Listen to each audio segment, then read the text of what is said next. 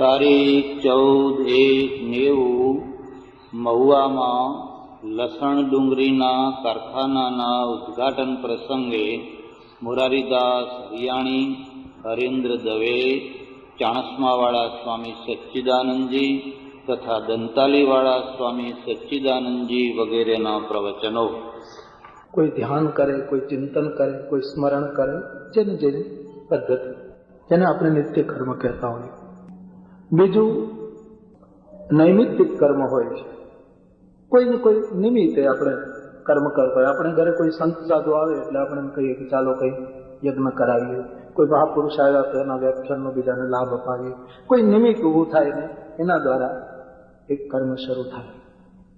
અમુક કર્મો પ્રાયશ્ચિત કર્મો હોય છે. આપણાથી, આપણા પરિવારથી જાણતા અજાણતા કંઈ થયું હોય, આપણને ડંખ લાગ્યા કરે કે આમાંથી હું કઈ શાંતિ અનુભવી શકું ને એટલા માટે આપણે કંઈક સત્કર્મ કરતા હોઈએ. ઘણા કર્મના પ્રકારો આપણા મહાપુરુષોએ બતાવ્યા. એમાંનું એક કર્મ આવશ્યક કર્મ છે. અને આવશ્યક કર્મ એટલે જેમ આપણે રાત્રિએ અમુક કલાક સૂવું પડે, શરીરને ચલાવવા માટે સાત્વિક ભોજન લેવું પડે, અમુક જગ્યાએ જવું પડે, અમુકને મળવું પડે. અમુક આવશ્યક ધર્મો જે શરીરના છે એ. અને આવશ્યક કર્મનો એક બીજો ભાગ છે, અને તે એ કે દેશકાળને અનુસરતા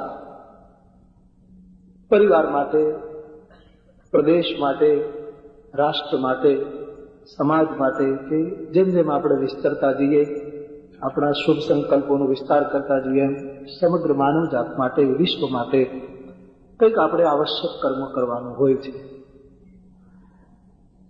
આ ક્ષેત્ર હમણાં વડીલ રૂપારેલભાઈ સમજાવતા હતા. એમાં તો એમનું ક્ષેત્ર છે, એમનો વિષય છે. એ એક આવશ્યક કર્મ ગણી શકાય કે એનાથી જે રીતે સમજાવતા હતા, હું તો એમાં બહુ ન સમજી શકું, પણ સમાજને, રાષ્ટ્રને એનાથી ફાયદો થાય, લોકોને લાભ મળે, એવું એક આવશ્યક કર્મ દેશકાળ પ્રમાણે એમણે એક સાહસ અહીંયા શરૂ કર્યું છે. કોઈ પણ કાર્યની પાછળ, પછી એ ધંધો હોય કે ધર્મ હોય, એની પાછળ ખરેખર આપણા હૃદયમાં એની પાછળનો શુદ્ધ હેતુ શું છે, એ જો બિલકુલ શુદ્ધ હશે, પછી ધર્મમાં કે ધંધામાં કોઈ પણ જગ્યાએ, તો એ કાર્ય ખૂબ સફળ રહે, લોકોને એનાથી ફાયદો થાય.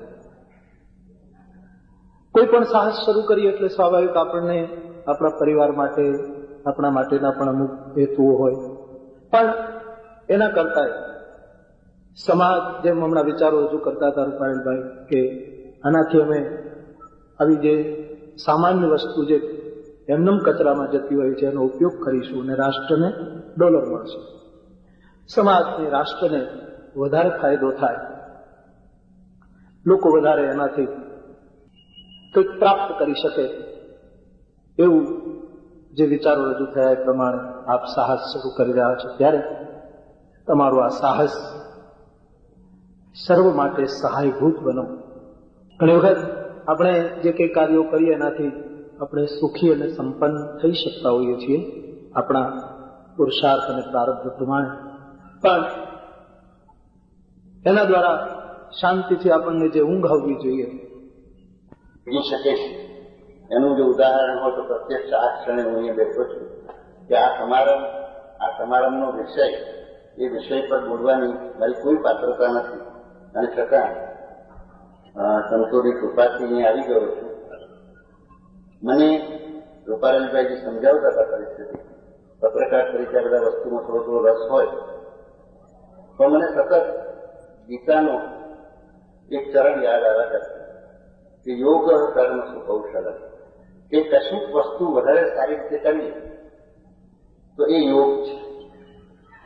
આપણે તે કૌશલ શબ્દ પુષ ધાતુ પરથી આવે છે. જૂના જમાનામાં ઋષિ મુનિના આશ્રમમાં જયારે છોકરાઓ ભણવા જાય ત્યારે ઋષિ એમ બધા શિષ્યોને કહી દે કે જાઓ જંગલમાંથી દરફ વીણીને લાવો, પુષ્પ વીણીને લાવો. તો પુષ્પ છે કાંટા, આમ વાગે, ધાર હોય. છોકરાઓ સાંજ પર વીણી લાવે અને ગુરુ બધાની હથેળી જીવે. બધાની હથેળી ઉઘેડાઈ ગઈ, પણ જેની હથેળી ઉઘેડાઈ ન ગઈ હોય એટલે કે તું કુશળ અને તું કુશ બરાબર સરસ રીતે લઈ આવ્યો, તું કુશળ. અને એ રીતે કુશળ એટલે કોઈ પણ કામ કરીએ એને ઉજળા ન વાગે અને એ રીતે આપણે કરીએ એ મને લાગે છે સૌથી સારામાં સારું કામ છે. જીવનમાં પણ આ વસ્તુ શીખવા જેવી છે. અત્યારે ડુંગળીના ડિહાઇડ્રેશનની વાત આપણે કરી કે કોઈ પણ વસ્તુમાં ઉજળા વાગ્યા વિના આપણે કશું કરી શકીએ છીએ ખરા? સવારથી સાંજ સુધી વિચાર કરીએ તો ઘણા બધા ઉજળા આપણે કરતા હોય છે, કોઈ આપણને કરતા એવી લાગણી અનુભવ કરીએ છીએ. લાગણી અનુભવ થાય, ખરેખર તો થતા જ નથી હોતા. આપણા મનની અંદર એટલું આળું મન બનાવી દીધું છે કે આપણને થાય ગાળે ઉજાડો કરે. પણ વાસ્તવમાં આખા દિવસના કામ પછી જે કંઈ કામ કરીએ એ આખો દિવસ દર એકઠું કરીને શિષ્ય ગુરુ પાસે આવે અને હાથ આમને ચોખ્ખા મૂકી દે, જેવો કી તેવો દર દીની, એના જેવું જો હાથ કરી દઈ શકે તો એ કુશળતા અને એ કુશળતાના ક્ષેત્રે કૃષિ સમાજમાં એક સરસ પગલું લેવાઈ રહ્યું છે. એ પગલાને પૂજ્ય મોરારી બાપુ, પૂજ્ય સચ્ચિદાનંદ સ્વામી જેવાના આશીર્વાદ મળ્યા છે, યશુભાઈ જેવાના માર્ગદર્શન છે. અને અહીંયા આ વિષય ઉપર મારા કરતા વધુ જાણકારો બેઠા છે એટલે આના ઉપર વધારે બોલવાને બદલે આ સંતોને પ્રણામ કરી અને બેસી. પરમ વંદનીય સદગુરુ સ્વામી શ્રી સત્યાનંદજી મહારાજ, પૂજ્ય મોરારી બાપુ, મહેતા સાહેબ તેમજ મંચ ઉપર બિરાજમાન વિશિષ્ટ મહાનુભાવ, રૂપારેલ ગ્રુપ અને અત્રે ઉપસ્થિત ભાઈ અને બહેનો, હું એક ભાગવત કથાકાર છું અને અમારા ભાગવતમાં લસણ ડુંગળીને લગતો એક પ્રસંગ આવે છે એટલે મને કહેવાની ઈચ્છા થાય છે. જ્યારે સમુદ્ર મંથનનો પ્રસંગ આવે છે, બહુ વિશાળ અને મોટો પ્રશ્ન છે, મારે 5 મિનિટમાં જ પૂરું કરીશ કે સમુદ્ર મંથનનો પ્રસંગ આવે છે. દેવો દાનવોએ મંથન કર્યું, અમૃત નીકળ્યું. ત્યારે એમાં આખી બહુ જેને વાંચવું હોય તે ભાગવતમાં વાંચી લેજો કે સમુદ્ર મંથન થયું, એમાંથી અમૃત પ્રગટ થયું, દેવો દાનવોનો ઝઘડો થયો, ભગવાને મોહિન રૂપ ધારણ કર્યું, દાનવોને મોહિત કર્યા અને પછી ભગવાને કીધું કે પેલા આપણે દેવોને આપીને પછી જે પાછળ સારું અમૃત રહેશે હું તમને પીવડાવી દઉં. એટલે દેવો બધા એક લાઈનમાં અમૃત પીવા માટે બેસી ગયા. પણ એમાં એક રાહુ હોશિયાર હતો. આ રાહુએ વિચાર કર્યો કે જો જેના હાથમાં એના મોંમાં, હવે આમાં કદાચ આપણો ભાગ આવે કે ના આવે, અને માથાભારે માણસો અને આત્મબળવાળા માણસો પોતાની જગ્યા કરી લે છે. એટલે સૂર્ય અને ચંદ્ર જ્યાં બેઠેલા હતા ત્યાં રાહુએ બેને કોણી મારી અને દૂર કરીને વચ્ચે બેસી ગયા. ત્યારે ભગવાન મોહિની રૂપે અમૃત પીરસવા માટે નીકળ્યા અને જ્યાં રાહુ પાસે આવ્યો એ તરત જ પાત્ર આમ કર્યું. એને ખબર હતી કે જો આપણે ચૂકી ગયા તો રહી ગયા અને ભોજનમાં વિષમતા ન થાય એટલે ભગવાને અમૃત પણ એમાં રેડી દીધું. અને રાહુ જાણતો હતો કે જો હું ચૂકી જઈશ તો રહી જાય, એટલે જલ્દી પીવા ગયો અને ભગવાને સુદર્શન ચક્રવાળીનું મસ્તક કાપી નાખ્યું અને એ અમૃત પૃથ્વી પર ઢળી પડ્યું અને એમાંથી લસણ અને ડુંગળી થઈ. એમ અમે કથા કરો બધાને વાતો કરીએ છીએ.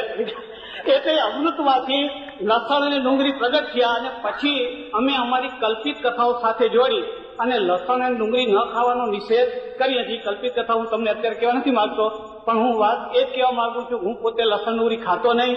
તેમજ આ પ્રસંગે અમારા ભાગવતના જે શ્રવણ કરવા આવ્યા બધાને લસણ ડુંગળી ન ખાવું એવું બીજું ઠસાવતું. એમાં ઘણી અમે કલ્પિત કથાઓ જોડવા બહુ હોશિયાર હોય એટલે કલ્પિત કથાઓ જોડી અને એમ ઠસાવતો કે લસણ ડુંગળી ખવાય નહીં, એમાં આપણા હિન્દુઓથી કે વૈષ્ણવોથી. પણ પૂજ્ય સ્વામીજીના પરિચયમાં આવ્યો અને મારી વૃત્તિ બદલાઈ ગઈ. અને પછી જયારે હું લસણ અને ડુંગળીનો નિષેધ કરતો હતો એને બદલે લસણ અને ડુંગળી હું ખાઉં છું અને બીજાને આ પ્રસંગ દ્વારા ખાવાનો બોધ આપું છું.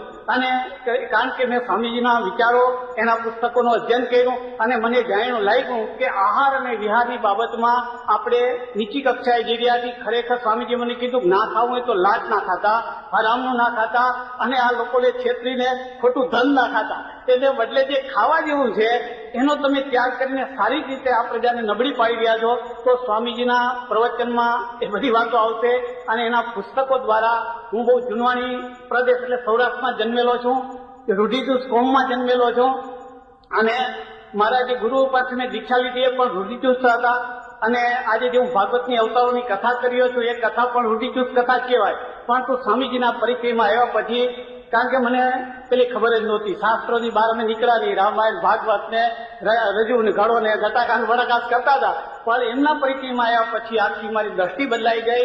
આજે જીવન બદલાઈ ગયું છે અને હવે તો કથા કરવામાં પણ મને ઘણો સંકોચ થાય છે, કેમ કે જે અવૈજ્ઞાનિક અને માણસને ગેરરસ્તે દોરનારી કથાઓ કરતા મને સંકોચ પણ થાય છે. પણ હજી કથા મેં છોડી તો નથી, પણ સ્વામીજીના પુસ્તકોનો એ પ્રભાવ છે. એમાં હાલ તો નવી દ્રષ્ટિ, નવા વિચારો, અધોગતિનું મૂળ વર્ણવ્યવસ્થા અને બીજા ઘણા ગ્રંથો છે, તો એ બધાને હું વાંચવાની ભલામણ કરું છું. અને સાથે સાથે સ્વામીજી તો આપણે સાંભળવાના છે, પણ એના વિચારો અને આ વિચારોનો પ્રચાર થવો જોઈએ. એટલે ખાસ તો આ પુસ્તકોનો, જેથી આપણી ધર્મ સંબંધી ખોટી માન્યતાઓ છે, આ માન્યતાઓને આપણે દૂર કરીને ખરેખર ધર્મની, રાષ્ટ્રની અને વ્યક્તિની સેવા કરી શકીએ. તો એ સંબંધિત પૂજ્યશ્રી આપણે કહેશે. અને આ પ્રસંગે જે આ મોટું સાહસ કરી રહ્યા છે રૂપારેલ ગ્રુપ, તો એને મારા આશીર્વાદ તો હોય, પણ આ મહાન પુરુષો મોરારી બાપુ સ્વામીજીના આશીર્વાદ મળ્યા છે, મહાનુભાવોનો પણ સદભાવ છે, તો એનો ઉદ્યોગ ફળે ફૂલે, વિદેશમાં ખૂબ પ્રતિષ્ઠા ઉભી કરે, ઘણું મોટું ઊંડિયામાં લાવે અને એ રીતે આપણે વ્યક્તિ, ધર્મ અને રાષ્ટ્રની સેવા કરે, એવી અભ્યર્થના સાથે હું વિરવીશ. હરિ ઓમ તત્સત.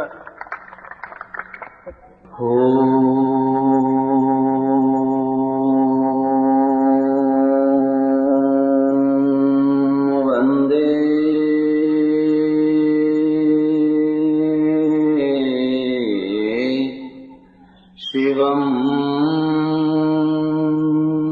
શંકરમ. આજની સભાના પ્રમુખ સ્થાને બિરાજેલા શ્રીમાન પ્રમુખ મહોદય,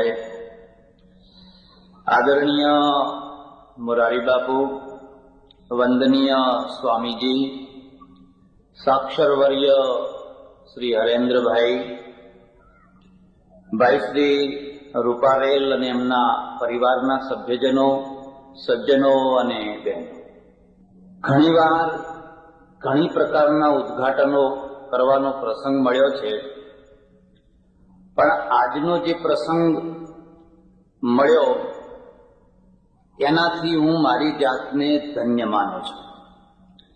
હું જ્યારે મહુવા આવવા નીકળવાનો હતો ત્યારે મારે આશ્રમમાં એક વૈષ્ણવ સજ્જન આવેલા. મેં એમને કહ્યું કે મારે આવતીકાલે મહુવા જવાનું છે. એમણે કહ્યું કેમ, શું? મેં કહ્યું એક ડુંગળી લસણની ફેક્ટરીનું ઉદ્ઘાટન કરવાનું છે. જેવી વાત મેં કરી એની સાથે એમનું મોઢું એટલું બગડ્યું કે કોઈ ફોટોગ્રાફર હોય તો એ ખરેખર ચિત્ર ફોટો પાડવાનું મન થઈ જાય એટલું એમનું મોઢું બગડ્યું. પણ હું સ્વસ્થ હતો. મેં એમને કહ્યું એક બહુ મોટું પાયાનું કામ થઈ રહ્યું છે, અને કામ પાયાનું કેમ થઈ રહ્યું છે? મારી એવી સમજ છે, પ્રજા 3 રીતે મરતી હોય છે. પહેલી જે સ્થૂલ રીત છે એને પેટથી મારી નાખો, પછી એને મનથી મારી નાખો, અને પછી એને બુદ્ધિથી મારી નાખો. પ્રજા જ્યારે પેટથી મરે એટલે કંગાળ પ્રજા થાય, દુર્બળ પ્રજા થાય, હાડકે હાડકું દેખાતું હોય, ગાલ બેસી ગયા હોય, આંખો ઊંડી ઉતરી ગઈ હોય. તમે એક સામાન્ય રીતે વિચાર કરો, મહુવામાં લારીઓમાં જે પાટલુનો વેચાય છે, કોટ વેચાય છે, જર્સીઓ વેચાય છે ફોરેન વાળી, એ કોટ તમને કેટલે આવે છે? આટલે આવે છે. એનું કાંડે બાંધવાનું ઘડિયાળ છે, પટ્ટો છે, તમારે અહીં બંધાય છે, તો એકાદ ઘણું તો બાકી રહી જાય છે. એની એક વસ્તુ આટલી મોટી કેમ છે? આપણે આટલા નાના કેમ છે? ઘણી વાર હું ડોક્ટરોને કહું, ભલા થો, ગુજરાતમાં એક્સરે મશીનની જરૂર જ નથી. તમારે ખાલી એટલું જ પૂછવાનું, તમે ગુજરાતી છો? એ કહે કે હા, એટલે કોઈ ડગલું ઊંચું કરો તો એક્સરે તૈયાર જ છે. તમારે જે જોવું હોય એ જોઈ લો, હાડકાં, પાંસળા, જે કંઈ જોવું હોય એ જોઈ લો. આ જે હાડપિંજર પેદા કર્યા છે એ મહાન કાર્યના પ્રણેતા અમે છીએ. અમે સદીઓથી, વર્ષોથી ન ખાવાનું એક બહુ મોટું લિસ્ટ બનાવ્યું છે. એટલા લાંબા ને મોટા લિસ્ટો અમે દુનિયા આગળ મૂક્યા છે, લોકો આગળ, કે તમારે એક્સરેની જરૂર જ ન પડે. મારી વાત ઉપર તમે વિશ્વાસ કરજો. તમને ખબર હોય કે ન હોય, લાખો વર્ષ પહેલા ભારત અને આફ્રિકા બંને એક સાથે જોડાયેલા હતા. એને ગોંડવાના પ્રદેશ કહેવામાં આવતો. બંને પ્રદેશો જોડાયેલા હતા. સમુદ્ર આવ્યો અને સમુદ્રના કારણે આ પ્રદેશો દૂર ખસતા ગયા. એની હું તમને નિશાની આપું. સૌરાષ્ટ્રમાં સિંહ રહી ગયા, સામે આફ્રિકામાં સિંહ રહી ગયા. પણ બંનેના પૂર્વજો એક હતા. કાઠિયાવાડની જે જાફરાબાદી ભેંસો છે એ અને આજે આફ્રિકાની જે જંગલી ભેંસો છે, બે એક જ ભેંસો છે. બેના પૂર્વજો એક જ હતા. પેલી જંગલી ભેંસો રહી ગઈ, આને આપણે નાગરિક બનાવી દીધી. બાકી આ બંને ભેંસોના ઘોડા, માથા બધું જુઓ તો એક જ વંશ છે. મહારાષ્ટ્રની જે અટકો છે એ અટકો ઉપર તમે ધ્યાન આપો અને આફ્રિકાની અટકો ઉપર ધ્યાન આપો તો તમને એમ લાગશે કે આ અટકો સંસ્કૃતની નહીં પણ કોઈ જૂની પ્રાચીન કોઈ જુદી ભાષાની છે. દાખલા તરીકે ન્યરેરે, અબોટે વગેરે વગેરે ત્યાંની અટકો. અહીંયા જોશો તમે હેગડે, હેગિસ્ટે, જાગુસ્ટે. તમે સંશોધન કરો. એવી રીતે મૈસૂરના હાથીઓ અને ગુજરાતમાં હાથીઓ હતા. રાજપીપળાના જંગલમાં મોગલોના સમયમાં હાથીઓનો શિકાર કરવા લોકો જતા, એટલે રાજપીપળાના જંગલમાં પણ હાથીઓ હતા. આપણે હાથીઓ નષ્ટ કરી બેઠા, પણ હાથીઓ થોડા અહીં રહી ગયા, થોડા ત્યાં ગયા, વચ્ચે સમુદ્ર આવ્યો. પણ લાખો વર્ષ પછી આ બંને વંશમાં પરિવર્તન શું આવ્યું? પરિવર્તન એ આવ્યું કે આફ્રિકાનો સિંહ જુઓ તો મોટા માથાવાળો, મોટા ડિલડોલ વાળો, હૃષ્ટપુષ્ટ સિંહને જુઓ તો તમને જોવાનું મન થાય. ખોટું ના લગાડશો. પણ તમારા ગીરનો સિંહ એક જાણે કૂતરા જેવો હોય એવો, બિલકુલ બિચારો પાડેલો કૂતરો હોય, નાનો સરખો છે. બેયને પાસે બેસાડીને જુઓ. આનું મૂળ કારણ ખોરાકની કેલેરી છે.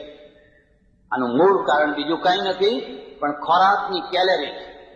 આફ્રિકાના સિંહને જે ખોરાક મળ્યો એ ગુજરાતના સિંહને ના મળ્યો.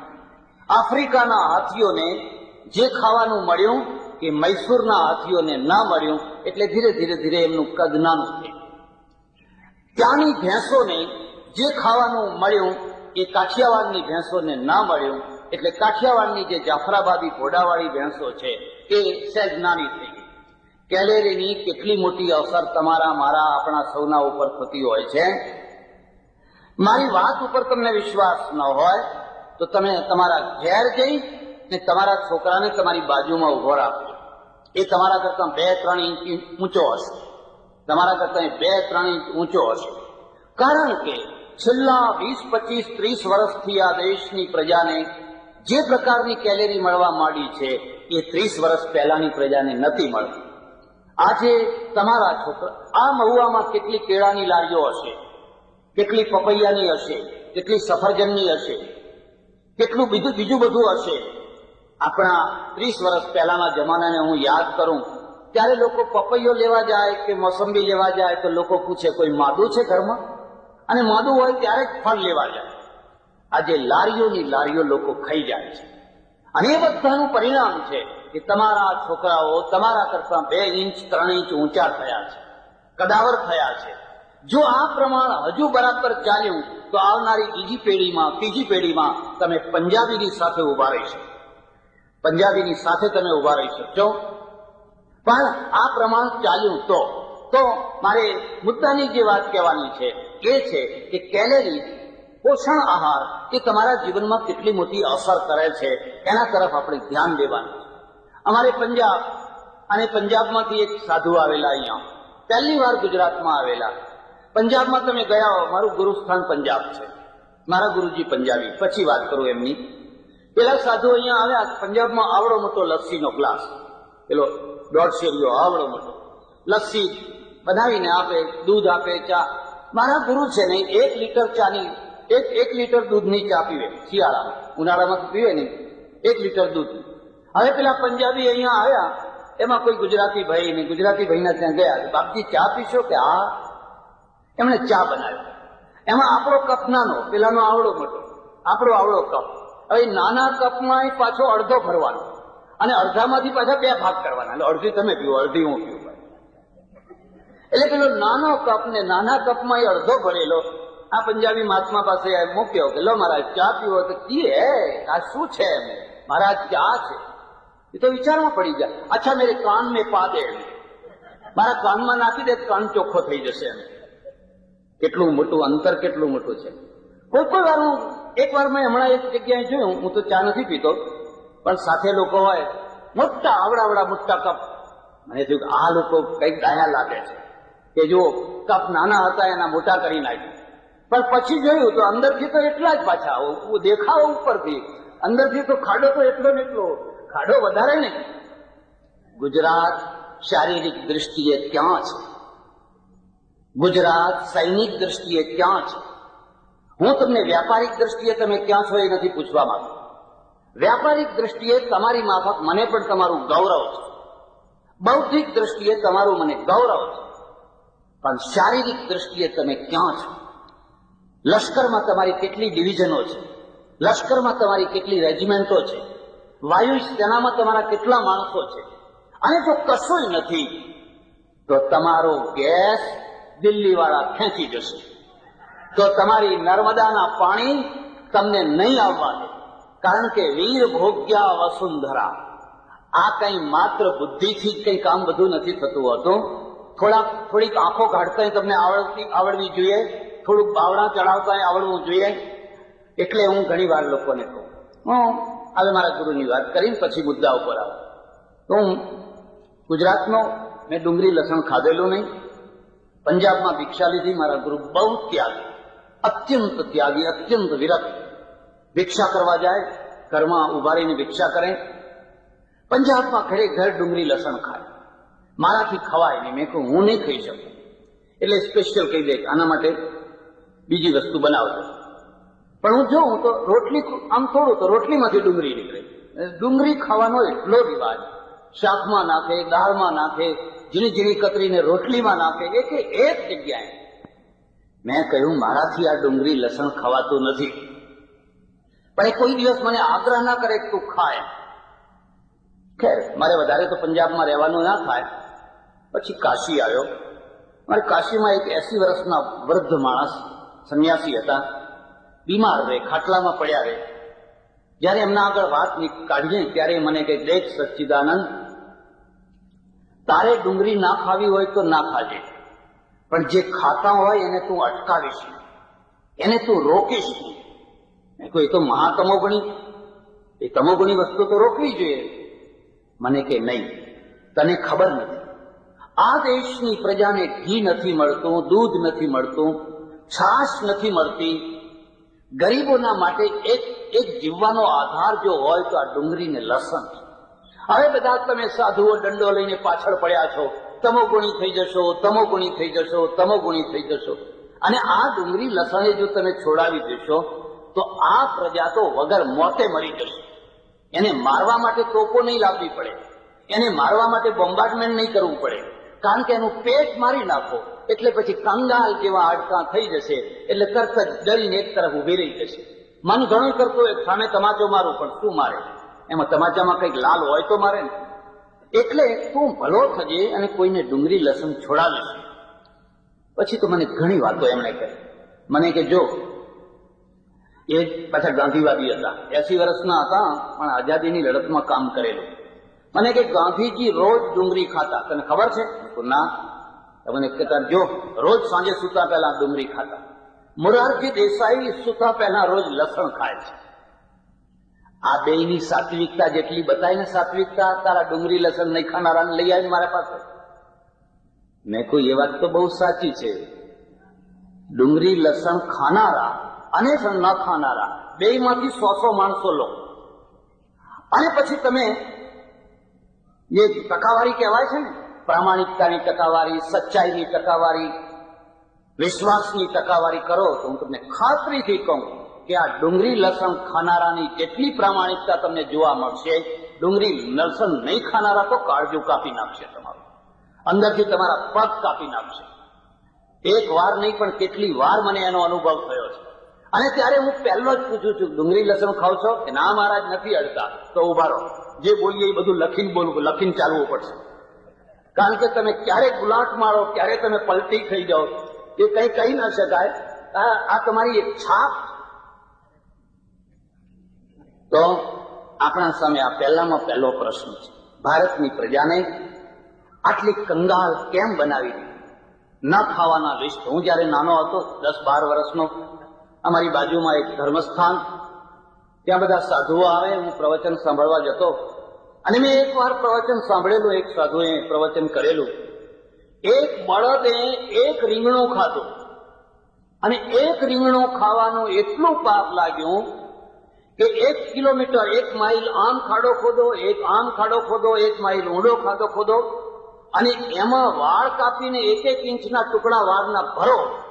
પછી એક વાળને ગણો, જેટલા વાળ થાય એટલા જન્મ સુધી પેલો બળદ છે એ નરકમાં જશે. એક રીંગણું ખાવાનું. પ્રજાને મારી નાખવી છે કે શું તમારે કરવું છે? પ્રજાને આટલી બધી પાપ ભીરું બનાવી દીધી કે માણસને રીંગણું ખાવામાં 1 કિલોમીટર ઊંડો ખાડો ભરાય એટલા વાળ, એટલા જન્મ લેવા પડે, તે પછી બળદને લેવા પડે. તો માણસની તો દશા જ શું થાય? પણ મેં ઘણી વાર કથાઓ સાંભળી, પણ કોઈ વાર એવી કથા ના આવી કે એક વાર લાંચ લીધી હોય એને કેટલા ખાડા ભરાય, એક વાર કાળું વ્યાજ ખાધું હોય એને કેટલા ખાડા ભરાય, એટલા વાળ અંદર ભરવા પડે. એવી કોઈ કથા જ નથી.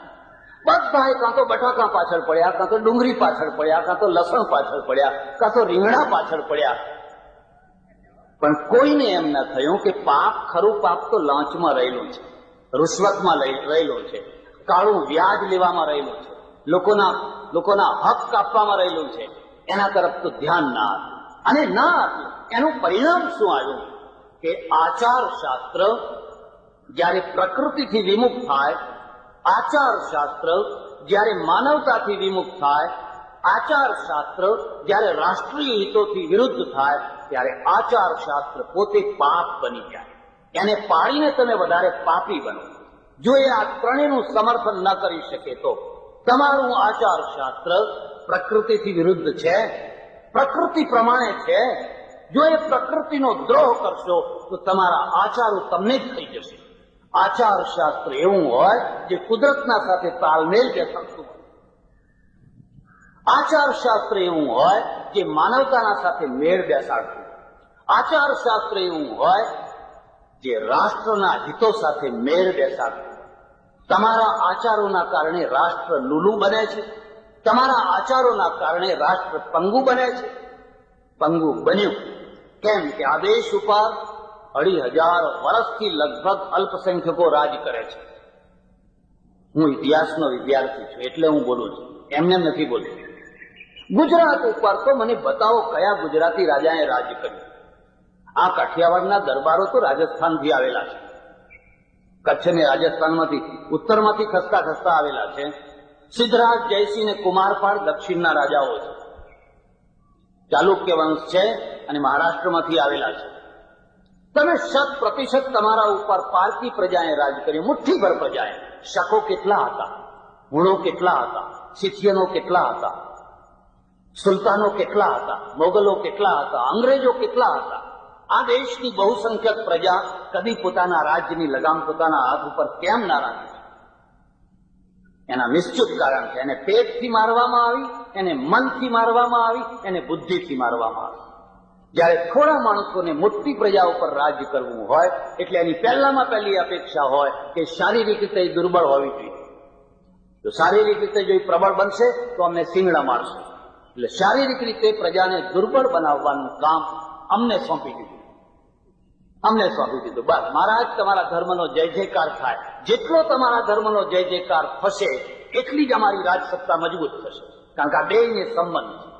તમે પ્રજાને દુર્બળ બનાવશો શારીરિક રીતે એટલે અમને ફાવતું જશે. હજારોના ઉપર એક સિપાહી આવે અને આખા ગામને થથરાવી મારે. એક સિપાહી. કારણ કે ગામમાં બધા સસલા ભેગા કર્યા છે, ગામમાં બધા હરણા ભેગા કર્યા છે. અને કોઈને એમ નથી થતું ચાલો આ ગામમાં થોડાક સિંહ પેદા કરીએ, થોડાક વાઘ પેદા કરીએ. ઘણી વાર લોકો એમ કહેતા હોય છે કે આ ડુંગળી ને લસણ ખાવાથી તમો ગુણ વધી જશે. મેં કહું વધવા દો, હવે આપણે એની જરૂર છે. ઘણા વર્ષો સુધી આપણે સત્વગુણી રહ્યા, કશું બાક્યું નહીં. કશું ના બાક્યું. હવે આપણે થોડોક ટાઈમ થોડાક રજોગુણી થઈએ, થોડાક તમોગુણી થઈએ. એ અર્થમાં રજોગુણી થઈએ કે આપણો ગેસ કોઈ નહીં લઈને જતો હોય ને તો આપણે બાયો ચડાવીને ઉભા રહીએ કે આ પાઇપ તોડી નાખશું, લઈ જા ગેસ, તને ખબર પાડી દઈએ અમે. ગુજરાતની નર્મદા અને ગુજરાતનો ગેસ અને ગુજરાતનું બધું કેમ લઈ જાય છે? કારણ કે આપણે સત્વગુણી છે. લઈ જાઓ બાપા, લઈ જાઓ, લઈ જાઓ. બીજું કઈ જોતું હોય તો લઈ જજો, લઈ જજો, વાંધો નથી, લઈ જજો. કાલે જ મારે ત્યાં એક ડીએસપી આવ્યા હતા. તમને નવી લાગશે, બિલકુલ અજાણ્યો માણસ હતો, પણ નવો આવ્યો, બધા પુસ્તકો વાંચીને. એણે મને કહ્યું, સ્વામીજી, મેં ઘણા માણસોને માર્યા છે, ઘણાને મારી નાખ્યા છે, પણ મેં પાપ નથી કર્યું. હું જયારે સવાર પડે તો હું ઈશ્વરને પગે લાગુ છું અને હાથ જોડીને કહું છું કે અપરાધી હોય એના ઉપર જ મારો હાથ ઉઠે, કોઈ નિર્દોષ હોય એના ઉપર હાથ ના ઉઠે. પછી મેં મારા એક પુસ્તકમાં એક ઘટના લખી છે વડોદરાની. એ ઘટના એના સાથે જ ઘટેલી, મને ખબર નહીં કે એના સાથે ઘટેલી, એને બધી આખી વર્ણન કર્યું. એ ઘટના તમને થોડીક કહી દઉં એટલે તમને ખ્યાલ આવશે. મુંબઈ તરફથી એક કુટુંબ, ઠક્કરનું લુહાણાનું જ કુટુંબ, અને કુટુંબ વડોદરાના સ્ટેશન પાસે મારુતિ પાર્ક કરી લોજમાં જમવા ગયા. જમતા હતા તો બે ત્રણ ગુંડા અસામાજિક માણસો એવા તો જાણી કરીને પેલા પુરુષ છે ને પુરુષના બુશર્ટમાં પેલી સિગરેટના ઠૂઠું ને એવું બધું નાખીને મશ્કરી કરે. પણ પેલા બોલે ઝઘડાનું મોઢું કાળું, અથવા એમ કહો સત્વગુણી હતો એમ કહી દો તોય ચાલે, વધારે સાત્વિક હશે એટલે ના બોલ્યા. પછી ઉઠીને ચાલ્યા. બે ત્રણ સ્ત્રીઓ, એક સ્ત્રી બહુ રૂપાળી, અને રૂપાળી સ્ત્રી પોતે જ ડ્રાઇવિંગ કરતી, કાર ચલાવતી હતી. એટલે પેલા અહીંયા બાજુમાં આવીને કહ્યું, ભાભી ક્યાં જાઓ છો? એમ કરીને અડકલા કર્યા. પેલી સ્ત્રી ભલીએ નાથી ને ભૂંડીએ નાથી કોલર પકડીને એક તમાચો જોરથી ખેંચી કાઢ્યો. હવે એને તમે સત્વગુણ કહેશો કે રજોગુણ કહેશો કે તમોગુણ કહેશો? તમારે કયો ગુણ જોઈએ છે? એક તમાચો જોરથી ખેંચી કાઢ્યો. પેલો ડઘરી.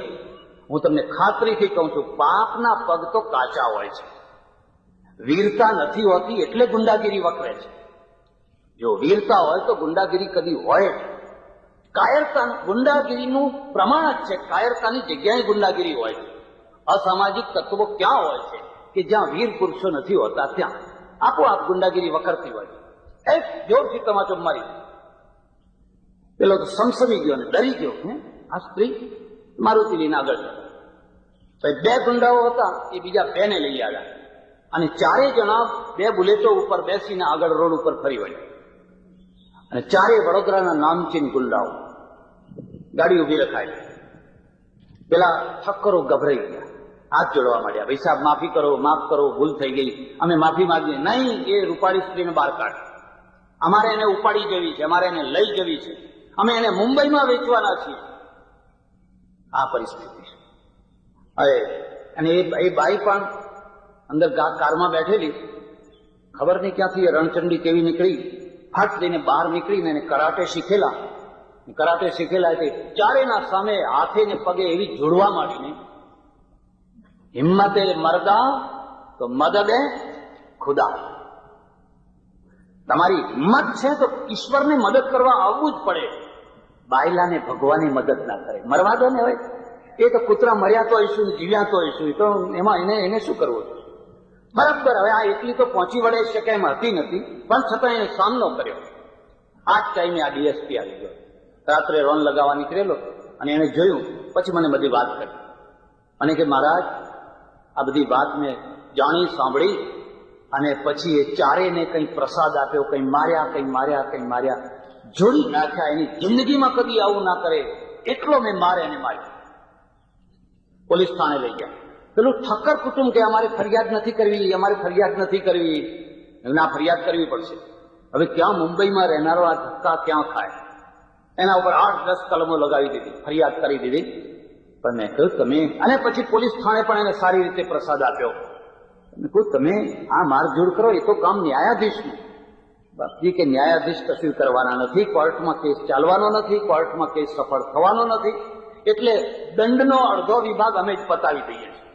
એટલે ન્યાયાધીશોનું અડધું કામ તો અમે અમારી મેળે જ પતાવી દઈએ છીએ. હવે મને તમે કહો કે એ જે ગુંડાઓના હાડકાં, એ આખી જિંદગીમાં ફરી ગુંડાગીરી નહીં કરે. એ મેં કર્યું એ સાચું કર્યું કે ખોટું કર્યું? તમે શું જવાબ આપો? આપણે એમ કહ્યું બોલો ભાઈ, જો ગુનો કર્યો હોય તો તમારે માની લેવો જોઈએ. અરે શું તમે વાત, જેને સત્વગુણ બનાવ્યો છે એને જ રજોગુણ બનાવ્યો છે, એને જ તમોગુણ બનાવ્યો છે. તમારા દુઃખ માટે નથી બનાવ્યો, તમારા જીવન માટે બનાવ્યો છે. જો તમારામાં યોગ્ય પ્રમાણમાં રજોગુણ ન હોય, જો તમારામાં યોગ્ય પ્રમાણમાં તમોગુણ ન હોય, તો માત્ર સત્વગુણ તો નમાલો બનાવી દેશે. એટલા માટે યુધિષ્ઠિરને સેનાપતિ નતો બનાવ્યો, અર્જુનને એટલા માટે સેનાપતિ બનાવવામાં આવ્યા. એટલા માટે ગાંધીજી છે ને એ રાજ્ય ના ચલાવી શકે, ગાંધીજી ભાષણ આપી શકે, રાજ્ય તો વલ્લભભાઈ પટેલ જ ચલાવી શકે. તમારે તત્કાલ નિર્ણય લેવો. એટલે હું ઘણી વાર લોકોને કહું કે તમારામાં કદાચ થોડોક તમોગુણ આવે તો થોડોક આવવા દો, હવે એની જરૂર છે. જો એ નહીં આવે, જો તમારામાં થોડોક એ રજોગુણ નહીં આવે, તો દુનિયાની નમાલી પ્રજામાં તમારો નંબર પહેલો હશે અને તમારા કપડા સુદ્ધા બહારના લોકો લઈ જશે. આજે ગુજરાતની પ્રગતિ કોઈને ગમતી નથી. એટલું જ નહીં, પણ જેમ હમણાં જશવંતભાઈએ કહ્યું, મને સાંભળીને દુઃખ થયું કે 20 વર્ષથી અહીંયા ગેસ બળે છે, ગુજરાતનો ગેસ ફના થઈ રહ્યો છે અને ગુજરાતને ગેસ નથી મળતો અને ગુજરાતની વાત કોઈ સાંભળવા તૈયાર નથી. કેમ સાંભળવા તૈયાર? પંજાબની સાંભળવા કેમ તૈયાર છે? કાશ્મીરની સાંભળવા કેમ? પંજાબમાં તો હાથ જોડે છે, તમે જે કહો એ શરતે અમે સંધિ કરવા તૈયાર છે.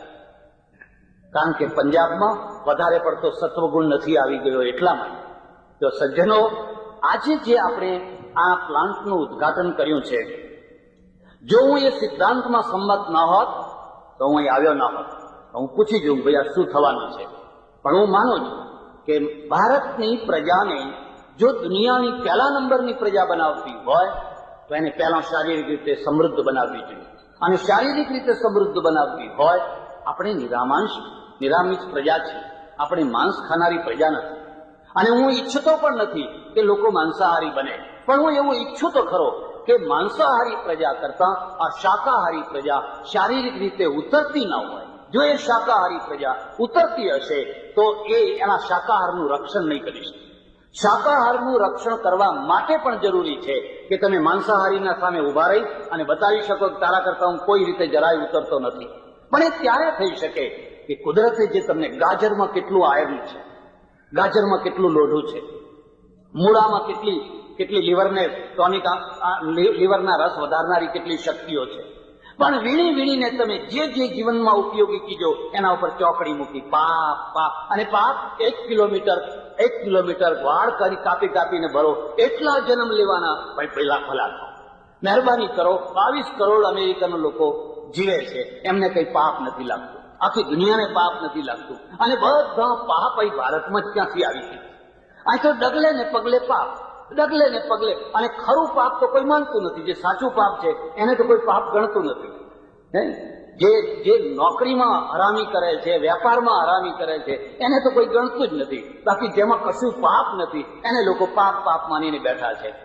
પ્રજાને મારી નાખવાની એક બીજી જગ્યા છે, એનો હું વિસ્તાર નહીં કરું. એ છે તમારું મન મારી નાખવાનું. અને મન મારી નાખવાનો અર્થ શું છે? કે જીવનને નકારાત્મક બનાવી દેવાનું. તમને જીવનમાં સકારાત્મકતા પ્રત્યે રુચિ છે, હું તમને સતત સંભળાયા કરું, અરે કશું ભેગું આવવાનું નથી, શું કરશો, કોના માટે છે? મહેલમાં રહ્યા તોય શું, આરસપણના બંગલામાં રહ્યા તોય શું, સરસ મજાનો સૂટ પહેર્યો તોય શું, સરસ મજાના બૂટ પહેર્યા તોય શું, અને ચક્રવર્તી રાજા થયા તોય શું, ભેગું કંઈ આવવાનું નથી. બસ તમારું મન મરી જશે, તમારી ઈચ્છા શક્તિ મરી જશે. અને ઈચ્છા શક્તિ મરી જશે એટલે તમારી જે વિકાસ કરવાની ક્ષમતા એ આપોઆપ ગુંગળાવા લાગશે. ભારતને આ રીતે અમે મારી નાખ્યા. અમે લોકોને કહ્યું સાધુ થઈ જાઓ, ફલાણું થઈ જાઓ. અને નવાઈ તો એ છે કે સાથે કંઈ નથી આવતું એનું અમે 4 મહિના સુધી એ જ લોકોને સંભળાવીએ. જોજો કંઈ ભેગું આવવાનું નથી. જોકે એક વાત નક્કી છે કે અમે જઈએ ત્યારે અમારું પોટકું બંધાવવું જોઈએ પાછું. અને અમારું પોટકું જો હરખી રીતે ના બંધાયું હોય તો અમે કે ગામ સારું ના મળ્યું, ગામ સારું નતું, કારણ કે અમારું તો પોટકું ખાલી જ રહ્યું. અરે ઈશ્વરની કૃપા સમજો કે તમારી સાથે કશું નથી આવતું. જો સાથે આવવા માંડે ને તો તમારું મૃત્યુ બગડે. જીવતર તો બગડે પણ મૃત્યુ બગડે. કારણ કે ડોસો મરવાનો થયો હોય એટલે તરત જ છોકરો કહેશે જો હું ઓફિસે જઉં છું, ના બાપા મરવાના છે, અને ધ્યાન રાખજે પેલું ટીવી ના લઈ જાય, પેલું રંગીન ટીવી ના લઈ જાય. કારણ કે પછી આપણે શું જોઈશું? અને દોષો મર્યો અને રંગીન ટીવી માથે મૂકીને હેડ્યો. કેમ કે મારે ત્યાં હમણાં રામાયણ ચાલે છે, મહાભારત ચાલે છે, મારે જોવા જોઈએ ને. પેલી બહુ કહી મૂકો મૂકો, હમણાં મૂકો છો કે નહીં? સારું છે કે આપણે કશું નથી લઈ જઈ શકતા. અને આથી કેવા વિચારો છે કે સાથે આવતું હોય તો જ હું કંઈ કરું, અને સાથે ના આવતું હોય તો હું કશું જ ના કરું.